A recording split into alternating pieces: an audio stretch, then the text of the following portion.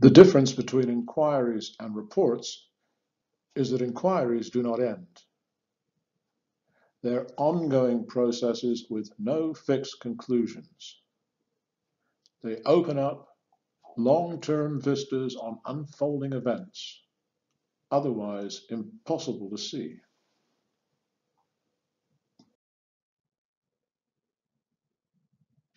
This inquiry is just beginning, yet already the findings require the urgent attention of both citizens and policymakers.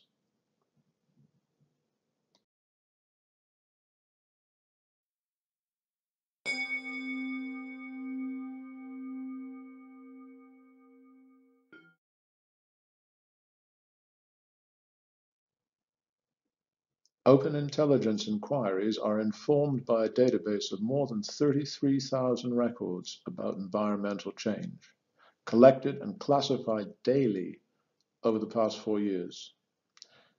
It includes a wide spectrum of sources, and it can be viewed from more than 200 continually updated perspectives.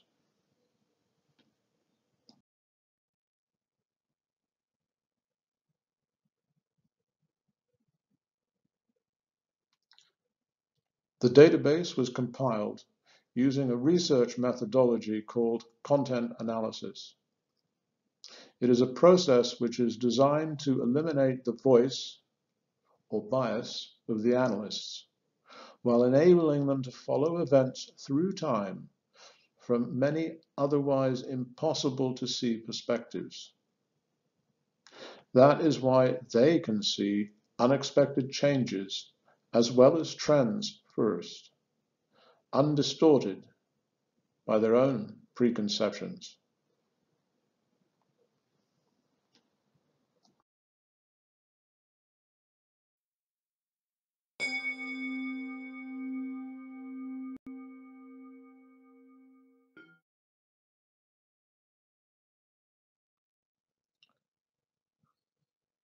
Content analysis of the sources indicates that as sea temperatures rise in the Atlantic and the Gulf of Mexico, the southern and eastern coasts of the United States will continue to experience more hurricanes of greater intensity, including more deadly rains.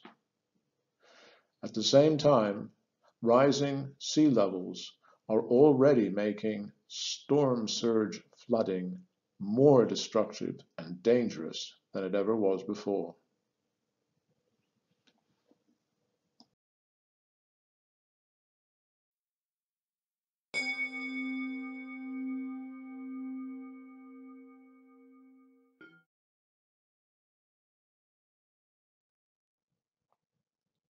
In order to inform the inquiry, first, we must locate all the citations in the database about storms and their relationship to human health. It takes just 2 clicks on the left-hand inquiry bar.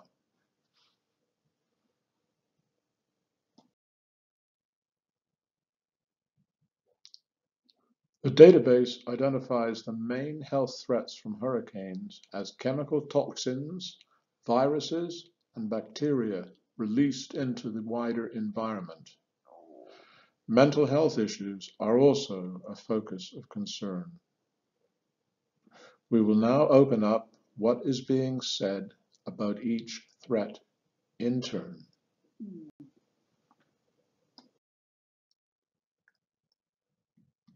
Everyone knows that high winds and ultra-heavy precipitation disperse pollutants from Superfund toxic waste sites, oil refineries, petrochemical plants, and sewage systems over very wide areas.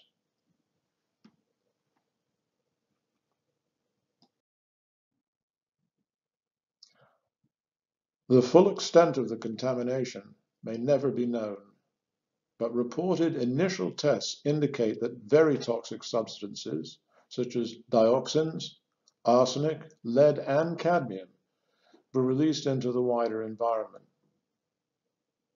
Initial indications suggest that federal and local government agencies are neither funded nor prepared to do the research necessary for a scientific assessment of the risk.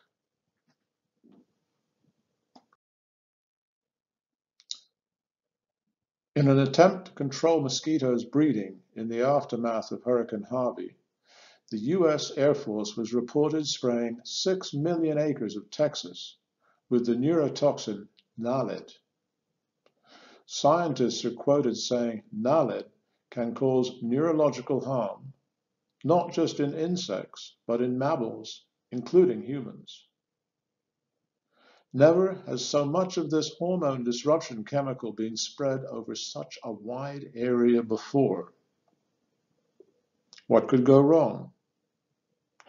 Nobody can know until it happens, perhaps years from now, or maybe tomorrow.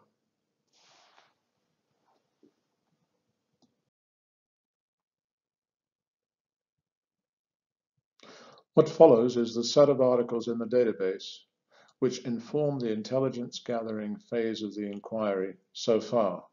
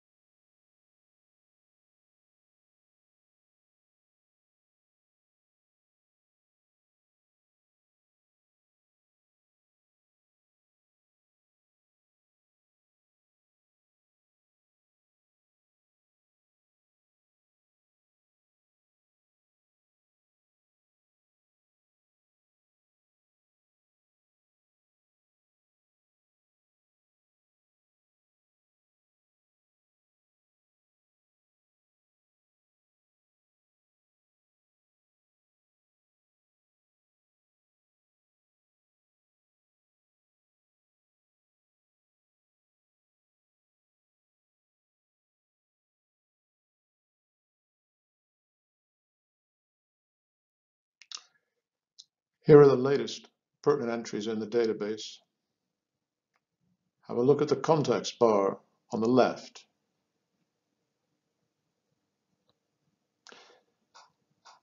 See where the set fits into the grander scheme of things. And note the use of phrases in the titles, such as raw sewage, deadly disease, health catastrophe, and flesh-eating bacteria. There is no doubt that hell for humans is heaven for microbes.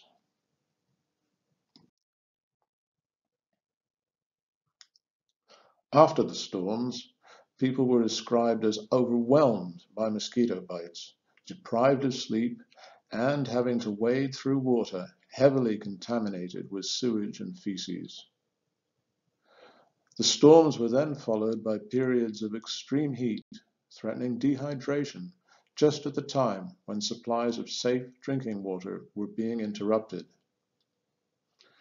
These problems were compounded by serious disruption to healthcare services, especially in Puerto Rico.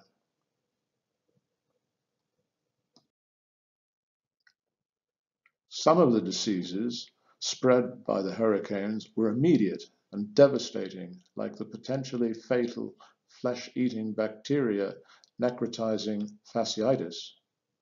But the worst threat could be more insidious, as people's immune systems are being compromised at a time when pathogens of all sorts are on the increase.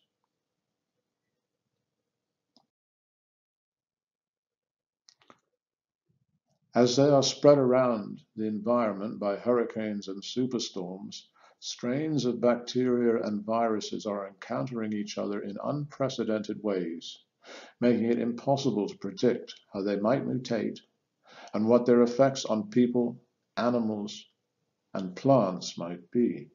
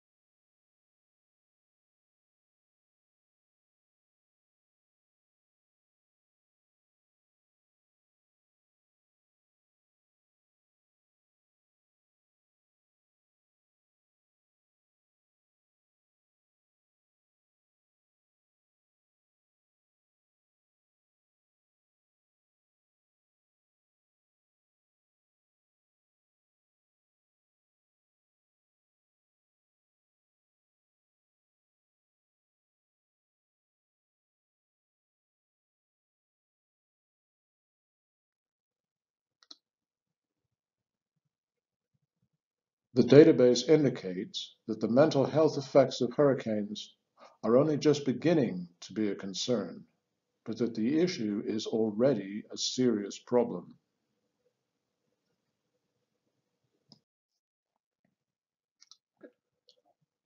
People are reported suffering feelings of fear, destitution, insecurity, grief, and depression.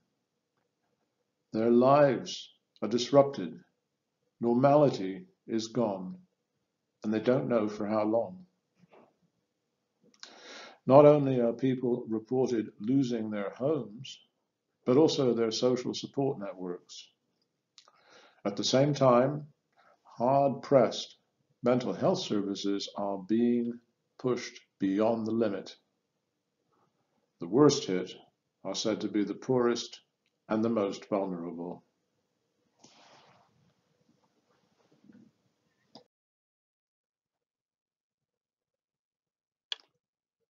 When will life settle down into the daily routine on which mental stability depends? Nobody knows. People don't even know what is possible anymore. The difficulty is that until that reality is known, it is extraordinarily hard to develop a sense of what to believe in and work towards.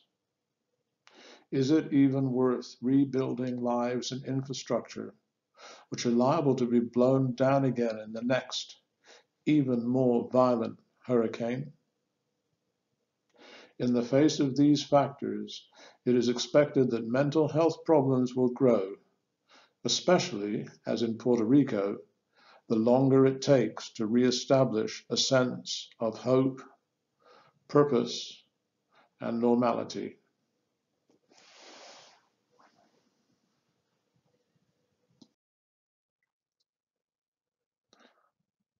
Could the mental illness being suffered by such a large part of the population morph into a collective malaise and community breakdown?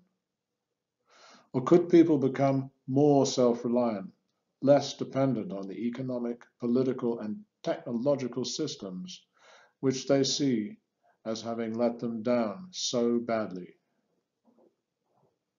What does it mean to be resilient in the face of such unknowns? What kind of leadership is needed in a traumatized society facing radical uncertainty?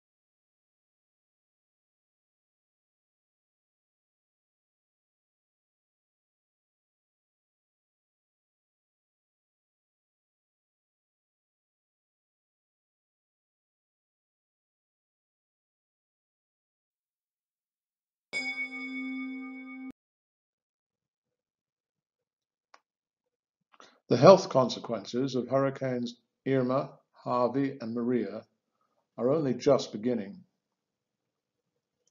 The effects of the cocktail of toxins and germs dispersed may take years to manifest themselves. What is most important now is to commit the resources to finding out what happened and the implications for the future. If government fails, individuals and the private sector will have to do the work. This knowledge is crucial in forming a policy on how to prepare for more frequent, bigger, and more violent hurricanes in the future. It cannot be stressed too much. Storm surges plus sea level rise mean that more and more toxic sites will be liable to flooding, while warm floodwaters are the perfect environment for bacteria, viruses, and mosquitoes to multiply. Although economic considerations may dominate policymaking, the health implications must also be considered as a top priority, both in terms of prevention and treatment. Yet there is no evidence in the database indicating that dealing with health and social issues arising from hurricanes and superstorms is receiving anything like the attention they merit.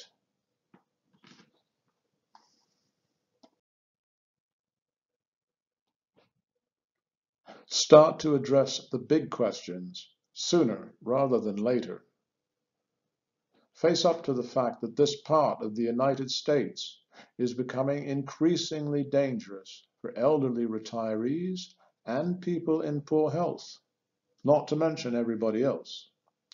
Also, realize that the Gulf certainly is not the right place to situate strategically important and potentially toxic oil refining and petrochemical industries.